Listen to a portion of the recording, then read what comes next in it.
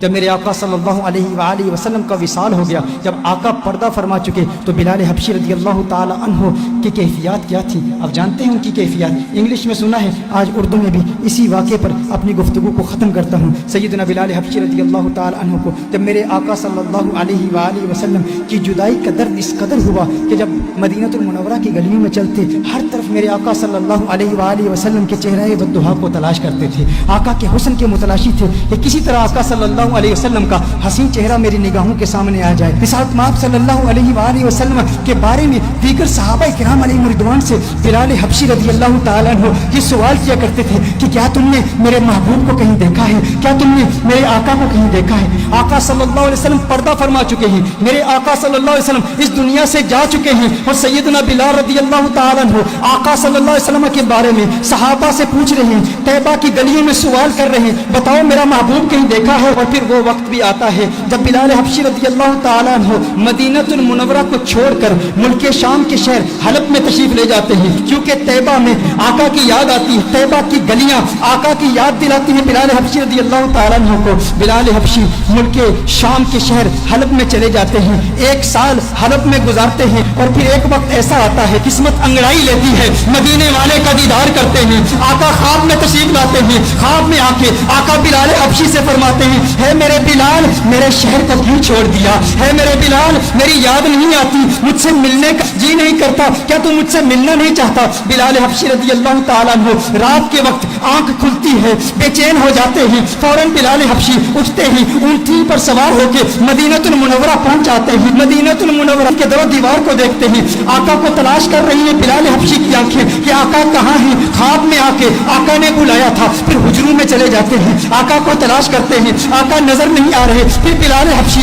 فوراً آقا کے قبر انور پر چلے جاتے ہیں، قبر انور پر رو رو کے کہتے ہیں، آقا غلام حاضر ہے، لبیک یا سیدی لبیک یا رسول اللہ۔ آقا دیکھیے آپ کا غلام آ گیا، آپ کا عاشق آ گیا، آپ نے خواب میں آ کے حکم ارشاد فرمایا بلال آ جا۔ بلال ملک شام کو چھوڑ کے حلب کو چھوڑ کے آقا آپ کی بارگاہ میں حاضر ہو گیا ہے، آقا میں آپ کی بارگاہ میں آیا ہوں اور آپ پردے میں چھپ گئے ہیں، یا رسول اللہ صلی اللہ علیہ وسلم جلوہ دکھا دیجئے۔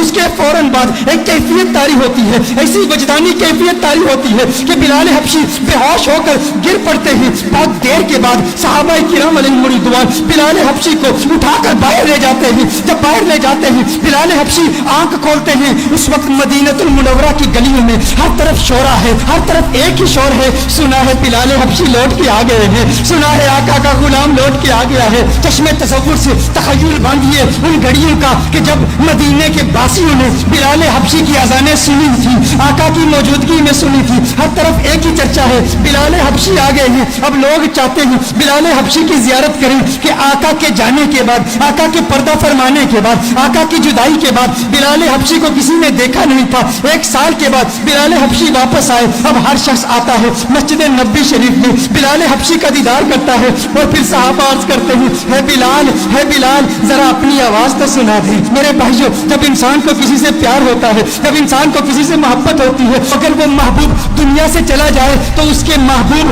کے بستر پر بھی پیار آتا ہے۔ میں اپنا بتاؤں، میری دادی کا انتقال ہو گیا ہے، میری دادی سے مجھے بہت پیار تھا، بہت محبت ہے، آج بھی گھر میں اگر دادی کی عمر کی بوڑھی عورتیں گھر میں آئیں، وہ جو دادی کے ساتھ باتیں کیا کرتی تھی، جو دادی کے ساتھ گفتگو کیا کرتی تھی، آج بھی اگر ہم ان عورتوں کی آوازیں سنیں، میں کمرے سے گزرتا ہوں تو رک جاتا ہوں، وہ آوازیں مجھے اچھی لگتی ہیں، کیونکہ وہ آوازیں مجھے میری دادی کی یاد دلاتی ہیں۔ یہ وہی عورتیں ہیں جو دادی سے کلام کیا کرتی تھی، دادی جن کمروں سے گزرتی تھی ان کمروں کو دیکھتا ہوں تو دادی کی یاد آتی ہے۔ اسی طرح جس سے انسان کو محبت ہوتی ہے تو محبوب کے دوستوں سے بھی پیار ہوتا ہے، ان کی آوازوں سے بھی پیار ہوتا ہے، وہ لمحے یاد آتے ہیں، وہ گھڑیاں یاد آتی ہیں، وہ ساتیں یاد آتی ہیں۔ صحابہ بلال حبشی کے پاس آئے، بلال حبشی سے کہتے ہیں، اے بلال حبشی آج وہ اذان تو سنا دے جو آقا کے دور میں سنایا کرتا تھا، اے بلال آج وہ اذان سنا دے۔ بلال حبشی کہتے ہیں، اے صحابہ میرے بس کی بات نہیں ہے، مجھ کو معاف کر دو، کیونکہ جب وہ اذان سناتا تھا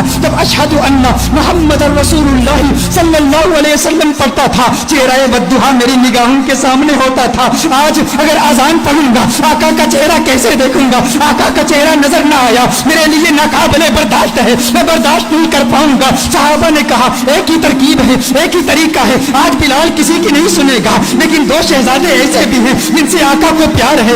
آقا نے فرمایا جس نے ان سے پیار کیا اس نے مجھ سے محبت کی. جو ان کا دشمن وہ میرا دشمن. وہ کون ہے؟ وہ نواسے ہیں محمد عربی کے, وہ آقا کے نواسے ہیں. کہا اے بلال حبشی آج ہماری نہیں سنتے, ان شہزادوں کی تو سن لو. صحابہ حسنین کریمین کے گھر جاتے ہیں, حسنین کریمین کو بلا کے لاتے ہیں. امام حسین ہیں, بلال حبشی ہیں, امام حسین بلال حبشی کا ہاتھ پکڑتے ہیں. اے بلال دیکھ آقا کا نواسا آیا ہے. اے بلال ایک مرتبہ وہ آزان سنا دے, مجھے میرے نانا کی یاد ستا رہی ہے. بلال حبشی امام حسین کو اٹھا کے اپنی گود میں رکھ لیتے ہیں اور کہتے ہیں ہے میرے آقا کی شہزادوں, میں تمہاری بات کیسے ٹال سکتا ہوں, تمہاری بات کیسے رد کر سکتا ہوں. میں سناؤں گا آزان, بتاؤ کہاں سناؤں.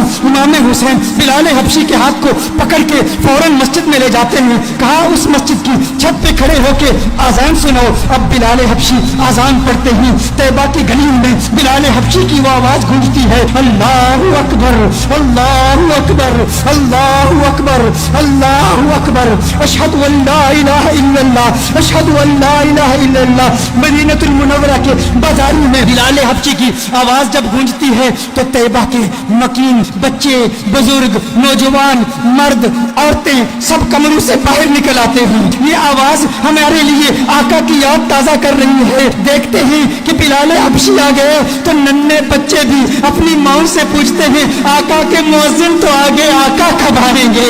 ہماری آنکھیں تڑپ رہی ہیں, کب حسن مصطفیٰ کو دیکھ لیں, کب چہرہ والضحیٰ کو دیکھ لیں, کب آقا کے گنگریالے بالوں کو دیکھ لیں. ارے آقا کی سنگت میں چلنے والا غلام تو آ گیا, آقا کب آئیں گے. ادھر بلال حبشی آزان پڑھ رہے ہیں. اشہد ان لا الہ الا اللہ کے بعد جب بلال حبشی اشہد ان محمد رسول اللہ پڑھتے ہیں, دیکھتے ہیں چہرہ والضحیٰ نظر نہیں آیا. بلال بے ہوش ہو کے گر پڑتے ہیں. اس کے بعد جب بلال کی آنکھ کھلتی ہے اس کے بعد بلال کے لیے مدینہ المنورہ میں رہنا ناممکن ہو گیا. بلال واپس حلب چلے جاتے ہیں.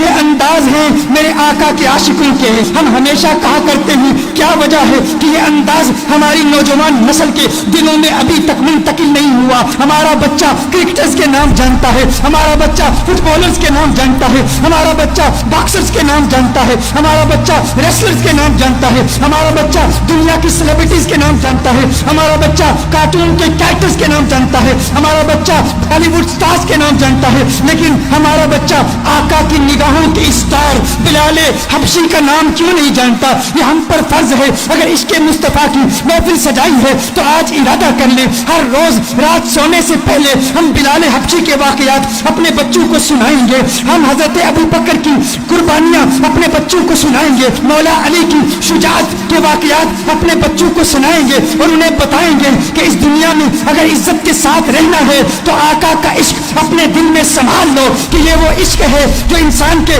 دل میں اگر سما جائے تو انسان اس دنیا میں بھی کامیاب ہے اور اس دنیا میں بھی کامیاب ہے.